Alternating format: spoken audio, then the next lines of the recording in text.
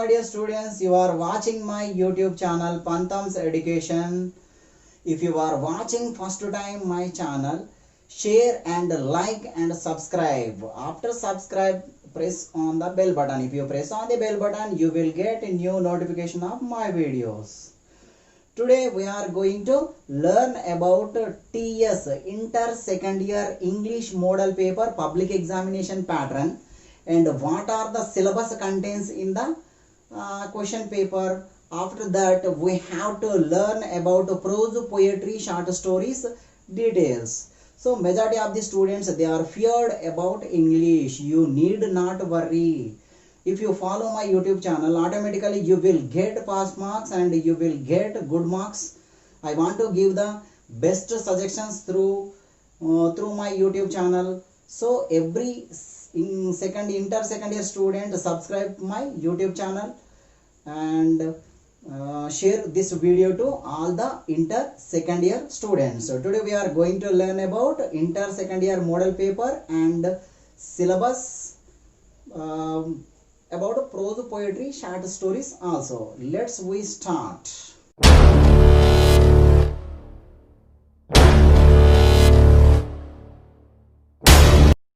Hi my dear students, you are watching Pantham's Education. Today we are going to learn about TS Inter Second Year English Public Examination Model Paper Pattern and Inter Second Year English Syllabus.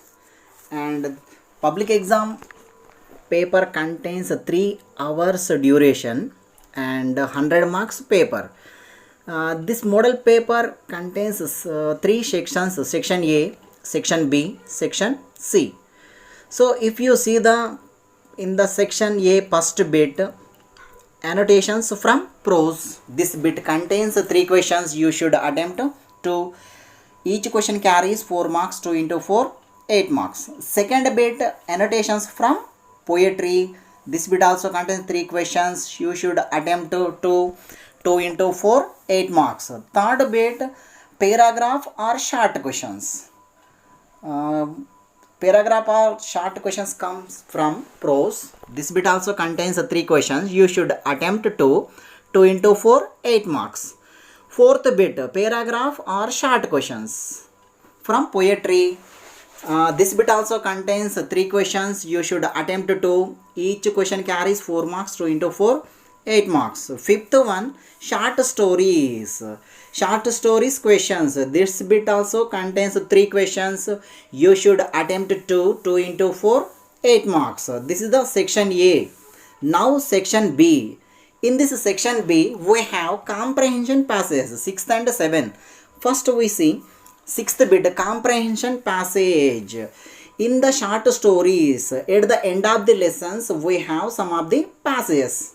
So among them, one of the passage may come in the public examination and sometimes may give general passages also. So then you need not worry, because if you read thoroughly to the passage, then automatically you will find the answers. So first of all, you try to find the keywords in the passage, then automatically you will get the answers. And seventh bit, comprehension passage. In the textbooks we have at one place 10 passages, and at the end of the lessons also we have some passages. One of the passage may give among them, and sometimes may give general passages also. Then you need not worry. If you read thoroughly to the passage, first you have to understand about the passage, then you have to read the questions, then automatically you will get the answers also. So this is the section B, and this comprehension passage contains 6 questions, so you should attempt 4.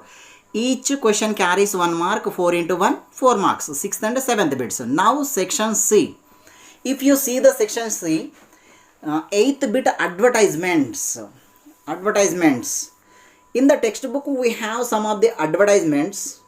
Almost one of the advertisement may come in the public examination. So in the advertisement, contains some of the matters, and he asks about the some questions about advertisement. So it is the very easiest one. Questions and answers contains in the question paper. So we have to understand about the advertisement, then automatically we find the answers. This advertisement contains 6 questions. You should attempt 4. Each question carries 1 mark. 4 into 1, 4 marks. Ninth one, non-verbal information. Verbal means words. Non-verbal means diagrams. In the first year, we have tree diagram, bar graph, pie chart, table. Like here also, we have some diagrams. These diagrams contains some information. He asks about the questions from these diagrams. This diagrams contains 6 questions. You should attempt 4. 4 into 1, 4 marks. Each question carries 1 mark. Now 10th bit, punctuation marks. Punctuation marks means full stop, comma, like this.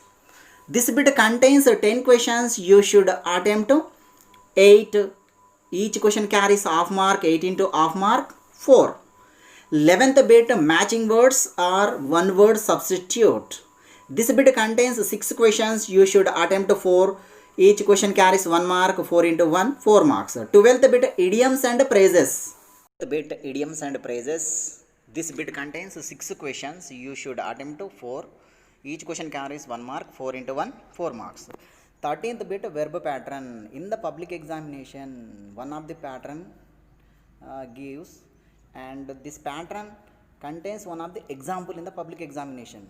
With the help of this example, you have to write 4 answers, and if you attempt 4 answers, automatically you will get 4 marks. 4 into 1, 4 marks. 14th bit of form filling. This form filling contains bank DD form, bank deposit form, and bank withdraw form, post office deposit form, post office withdraw form, and bus pass form, railway reservation form. This kind of forms appears. So this is a very important one and easy one. This form filling contains 10 questions. You should attempt 8. Each question carries half mark. 8 into half mark, 4. 15th bit, curriculum vitae. Curriculum vitae very essential to everyone, because if you want to get a good job, if you want to get any job, first you have to prepare curriculum vitae or resume or biodata. So curriculum vitae, only 1 questions contains in this bit. You should attempt 1, and this bit carries 4 marks. 1 into 4, 4 marks. 16th bit, describing process. This bit also contains 2 questions. You should attempt 1. 1 into 4, 4 marks. 17th bit, letter writing. In this bit we have 2 letters. One is personal letter, another one is official letter. You should attempt 1. 1 into 4, 4 marks. 18th bit, note making. This is a very important one. This bit contains only 1 question. You should attempt 1. 1 into 4, 4 marks. 19th bit, stress mark. This bit contains 10 questions. You should attempt 8. 8 into half marks, 4. 20th bit, dialogue writing. This dialogue writing contains 2 questions. You should attempt 1. 1 into 4, 4 marks. So this is the public examination, inter second year English public examination model paper.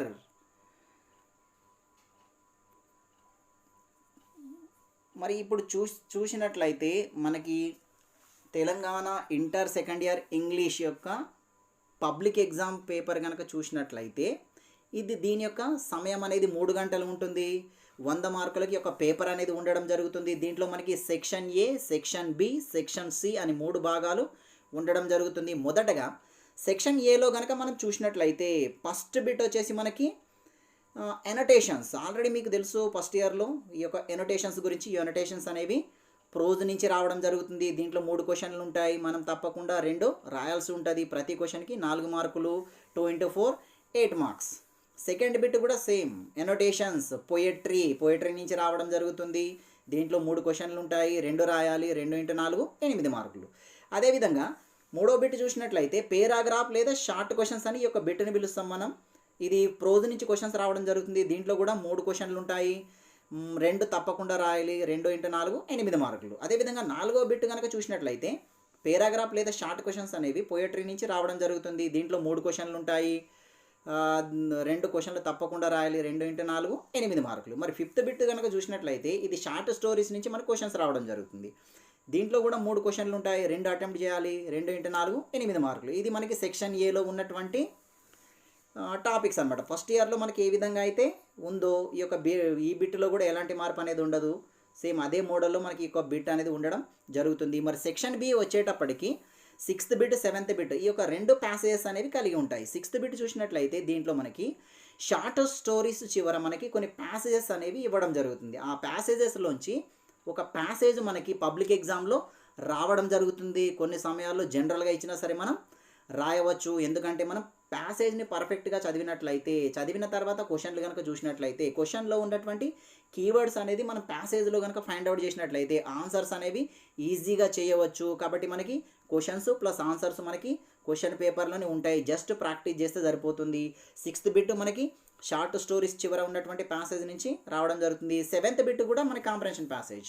మరి ఈ ప్యాసేజ్లు మనకి text బుక్లో మనకు ఒకటే దగ్గర passages అనేవి ఉండడం జరుగుతుంది. వాటిలోంచి కానీ లేకపోతే మనకి లెసన్ చివర ఈ యొక్క ప్రోజ్ నుంచి లెసన్ చివర ఉన్నటువంటి ఆ యొక్క ప్యాసేజెస్లోంచి ఏదైనా ఒక ప్యాసేజ్ అనేది ఇవ్వడం జరుగుతుంది పబ్లిక్ ఎగ్జామ్లో. మరి ఒకవేళ మనకి జనరల్గా ఇచ్చినా సరే మనం ఎలాంటి ప్రాబ్లం అనేది ఉండదు. ప్యాసేజ్ చదివిన తర్వాత మనం క్వశ్చన్లు కనుక చూసినట్లయితే క్వశ్చన్లో ఉన్నటువంటి కీవర్డ్ కనుక మనం ప్యాసేజ్లో అబ్జర్వ్ చేసినట్లయితే ఆన్సర్ అనేది ఈజీగా చేయవచ్చు. మరి ఒక ప్యాసేజ్ కనుక 6 క్వశ్చన్స్ అనేవి ఉంటాయి. దీంట్లో తప్పకుండా 4 అటెంప్ట్ చేయాల్సి ఉంటుంది. ప్రతి క్వశ్చన్కి కూడా 1 మార్క్ అనేది ఉంటుంది. కాబట్టి 4 ఇంటూ 1 4 మార్కులు అనేవి మనకి 2 ప్యాసేజ్లో కూడా రావడం జరుగుతుంది. అదేవిధంగా సెక్షన్ సి విషయానికి వచ్చినట్లయితే 8th బిట్ అడ్వర్టైజ్మెంట్. మరి అడ్వర్టైజ్మెంట్ కనుక చూసినట్లయితే మనకి ఏదైనా ఒక సంస్థ కానీ లేకపోతే ఏదైనా వస్తువు గురించి కానీ కొన్ని అడ్వర్టైజ్మెంట్ న్యూస్ పేపర్లో రావడం జరుగుతుంది. అంటే ఒక చిన్న స్పేస్లోనే ఆ యొక్క కంప్లీట్ ఇన్ఫర్మేషన్ అనేది ఇవ్వడం జరుగుతుంది అనమాట. ఇక్కడ కూడా మనకి టెక్స్ట్ బుక్లో కొన్ని అడ్వర్టైజ్మెంట్స్ అనేవి ఉంటాయి. టెక్స్ట్ బుక్లో ఉన్నటువంటి అడ్వర్టైజ్మెంట్లోంచి మనకి ఒక అడ్వర్టైజ్మెంట్ అనేది రావడం జరుగుతుంది. ఒక్కొక్కసారి జనరల్గా వచ్చినా సరే మనం ఈజీగా చేయవచ్చు. ఈ బిట్లో మనకి 6 క్వశ్చన్లు ఉంటాయి, మనం తప్పకుండా 4 రాయాలి. 4 రాస్తే మనకి ఒక్కొక్క దానికి 1 మార్క్ ఉంటుంది. 4 ఇంటూ 1 4 మార్క్స్ ఉంటుంది. 9th బిట్ వచ్చేటప్పుడు నాన్ వెర్బల్ ఇన్ఫర్మేషన్. వెర్బల్ అంటే పదాలతో ఉంటుంది, నాన్ వెర్బల్ అంటే మనకి ఇక్కడ డయాగ్రామ్ రూపంలో ఉంటుంది. ఆల్రెడీ మనకి ఫస్ట్ ఇయర్లో తెలుసు. T diagram, bar graph, pie chart, అక్కడ మనం passage to diagram to passage చేసాం. కానీ ఇక్కడ డైరెక్ట్గా డయాగ్రామ్ ఇచ్చి ఇన్ఫర్మేషన్ అనేది కూడా ఇవ్వడం జరుగుతుంది. ఆ ఇన్ఫర్మేషన్ చదివిన తర్వాత దానికి సంబంధించిన క్వశ్చన్స్ అనేవి కూడా మనకి కింద ఇవ్వడం జరుగుతుంది. ఆ క్వశ్చన్లు చూసి మనం దాంట్లో ఆన్సర్స్ అనేవి వెతకాల్సి ఉంటుంది. ఈ అడ్వర్టైజ్మెంట్ నాన్ వెర్బల్ ఇన్ఫర్మేషన్ కూడా సేమ్ అదే విధంగా ఉండడం జరుగుతుంది. మరి ఈ నాన్ వెర్బల్ ఇన్ఫర్మేషన్లో 6 క్వశ్చన్స్ ఉంటాయి. తర్వాత మనం చేయాల్సినవి 4. ప్రతి క్వశ్చన్ కూడా 1 మార్క్. 4 ఇంటూ 1 4 మార్కులు. 10th బిట్ చూసినట్లయితే పంక్చువేషన్ మార్క్స్. మరి పంక్చువేషన్ మార్క్స్ విషయానికి వచ్చినట్లయితే విరామ చిహ్నాలు అంటాం. ఫుల్ స్టాప్ కానీ కామా కానీ ఏదైనా ఒక సెంటెన్స్ స్టార్ట్ చేసినప్పుడు మొదటి లెటర్ మనకి క్యాపిటల్ పెడతాము. అదేవిధంగా సెంటెన్స్ చివర ఫుల్ స్టాప్ పెడతాము. ఈ విధంగా మనం స్కోర్ చేసుకోవడానికి ఒక బిట్ అనేది చాలా ఉపయోగపడుతుంది. ఈ బిట్లో మనకి 10 క్వశ్చన్లు ఉంటాయి. మనం తప్పకుండా 8 రాయాల్సి ఉంటుంది. ప్రతి క్వశ్చన్ కూడా హాఫ్ మార్క్ ఉంటుంది. 8 ఇంటూ హాఫ్ మార్క్ 4 మార్క్స్ అనమాట. 11th బిట్ వచ్చేటప్పటికి మ్యాచింగ్ వర్డ్స్. దీన్ని మ్యాచింగ్ వర్డ్స్ లేదా 1 వర్డ్ సబ్స్టిట్యూట్ అని పిలవడం జరుగుతుంది. మరి ఈ బిట్లో మనకి 6 క్వశ్చన్లు ఉంటాయి. మనం తప్పకుండా 4 రాయాలి. ప్రతి క్వశ్చన్ కూడా 1 mark. 4 into 1 4 mark. 12th bit వచ్చేసి ఇడియమ్స్ అండ్ ఫ్రేజెస్. మరి మనకి తెలుగులో ఏ విధంగా అయితే సొంత వాక్యాలు రాయాల్సి ఉంటుందో అదేవిధంగా ఇక్కడ కూడా మనం ఈ ఇడియమ్స్ అండ్ ఫ్రేజెస్ అనేది రాయాల్సి ఉంటుంది. దీంట్లో మనకి 6 క్వశ్చన్స్ అనేవి ఇవ్వడం జరుగుతుంది. అయితే మనం తప్పకుండా 4 అనేది రాయాలి. ప్రతి క్వశ్చన్ కూడా 1 మార్క్ ఉంటుంది. 4 ఇంటూ 1 4 మార్క్స్ అనమాట. అదేవిధంగా వెర్బ్ ప్యాటర్న్. ఈ వెర్బ్ ప్యాటర్న్ అనేది చాలా ముఖ్యమైనటువంటి అంశము. మనకి టెక్స్ట్ బుక్లో కొన్ని వెర్బ్ ప్యాటర్న్స్ అనేవి ఇవ్వడం జరిగింది. అయితే మనకి పబ్లిక్ ఎగ్జామ్లో ఈ వెర్బ్ ప్యాటర్న్ ఏదైతే ఇస్తాడో దానికి సంబంధించి ఒక ఎగ్జాంపుల్ అనేది ఇవ్వడం జరుగుతుంది. ఆ ఎగ్జాంపుల్ ఆధారంగా మనం 4 ఆన్సర్స్ అనేవి తయారు చేయాల్సి ఉంటుంది అనమాట. మరి ఆ 4 ఆన్సర్లు రాస్తే మనం 4 మార్కులు అనేవి రావడం జరుగుతుంది అనమాట. అంటే 4 × 1 4 మార్క్స్. నెక్స్ట్ 14th బిట్ వచ్చేటప్పటికి ఫామ్ ఫిల్లింగ్. ఇది చాలా చాలా ఈజీగా ఉండేటటువంటి ఒక టాపిక్ ఇది. మనకి bank DD form, bank deposit form, bank withdraw form, అదేవిధంగా post office deposit form, post office withdraw form, bus pass form, railway reservation form, ఇలాంటి ఫామ్స్ అనేవి మనకి ఇవ్వడం జరుగుతుంది. తప్పకుండా దీంట్లోంచి ఒకటి వచ్చే అవకాశం ఉంది. కాబట్టి చాలా సింపుల్గా ఉంటుంది. దీంట్లో మనకి ఈ బిట్లో 10 క్వశ్చన్లు అనేవి ఉంటాయి. మనం తప్పకుండా 8 అనేది అటెంప్ట్ చేయాలి. ప్రతి క్వశ్చన్ కూడా హాఫ్ మార్క్ అనేది ఉంటుంది. 8 × హాఫ్ మార్క్ 4 మార్క్స్.